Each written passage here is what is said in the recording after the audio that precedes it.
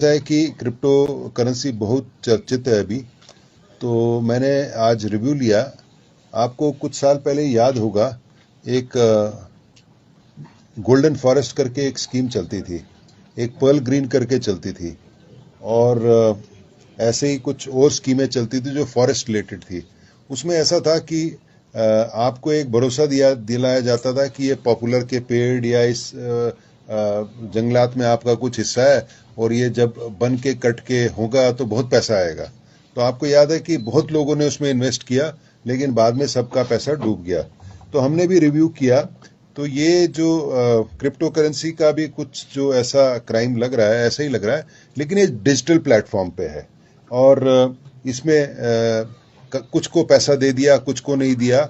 लेकिन ये जो कानून है भारत का 2019 का, उसके अनुसार ना तो आप पैसा ले सकते थे, किसी डिपॉजिट कर सकते थे, ना उसको ट्रेड कर सकते थे, या उसमें बेसिकली आप कुछ कमर्शियल एक्टिविटी कर सकते थे, जिसमें 10 साल की सजा है। तो मैं एसआईटी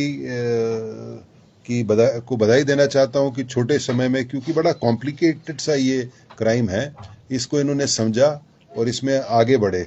और कुछ लोग गिरफ्तार हो गए हैं, और कुछ की गिरफ्तारी के लिए इन्होंने टीम्स भेजी है। तो मैं इसका पूरा विवरण करने के लिए मैं अभिषेक दुल्लर जी से मैं गुजारिश करूंगा, और उसके बाद जो अन्य मेरे अधिकारी हैं वो उन्होंने क्या क्या किया वो भी बताएंगे। देखिए, इस स्कीम में एक प्राइवेट क्रिप्टो करेंसी बनाई गई, और फिर उसको प्राइवेट क्रिप्टो करेंसी को ये बोला गया कि इसकी वैल्यू बहुत बढ़ेगी, जैसे कि बिटकॉइन की वैल्यू बहुत बढ़ रही है। तो ये स्कीम जैसे 2018 से ही स्टार्ट हो गई थी, और उस टाइम पे जो बिटकॉइन की प्राइस भी थी वो भी राइज पे थी। तो लोगों को ये लगा कि मतलब ये जो करेंसी है ये भी राइज करेगी और इसमें बहुत अच्छा रिटर्न आएगा। और इन्होंने शुरू में प्रॉमिस भी किया कि आपका कुछ महीनों में पैसा डबल ही हो जाएगा। तो लोगों ने फिर इसमें इन्वेस्टमेंट करना स्टार्ट किया, और इसको एक एमएलएम स्कीम से इन्होंने लिंक कर दिया, जिसमें कि हर एक बंदे को अपने नीचे दो और लोगों को मेंबर बनाना होता था। तो अब जो नीचे मेंबर बनते थे वो अगेन दो दो मेंबर बनाते थे, तो ऐसे ही ट्री एक्सपेंड करता रहा।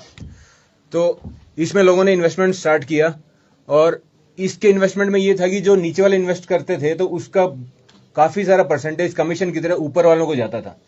तो जो ऊपर के लेवल पे लोग थे उन्होंने काफी पैसा इसमें कमाया, और वही इस स्कीम के एम्बेसडर बन गए कि ये स्कीम अच्छी है और इसमें इन्वेस्ट करना चाहिए।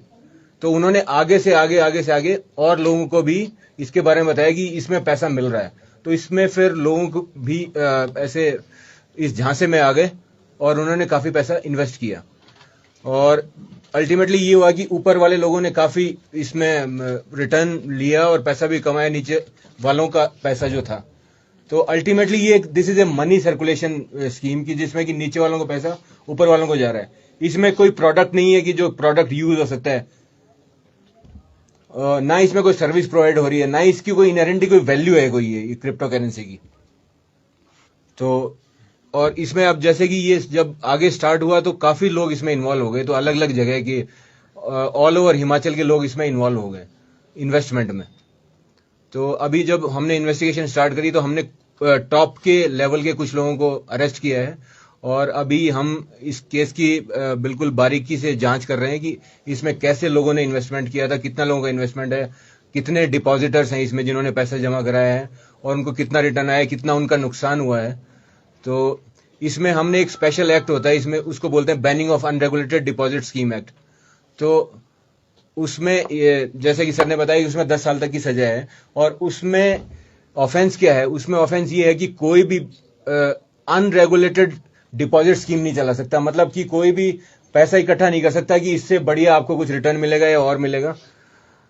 अगर वो करना है तो उसके लिए रेगुलेटरी अथॉरिटीज हैं, जैसे कि आरबीआई, सेबी या सेंट्रल गवर्नमेंट, स्टेट गवर्नमेंट, वो अगर आपको अलाउ करती हैं तभी आप ऐसा कर सकते हो। जैसे कि बैंक होंगे या इंश्योरेंस वाले हो गए, वो ऐसा काम कर सकते हैं, बट हर कोई ऐसा, प्राइवेट लोग ऐसा काम नहीं कर सकते हैं।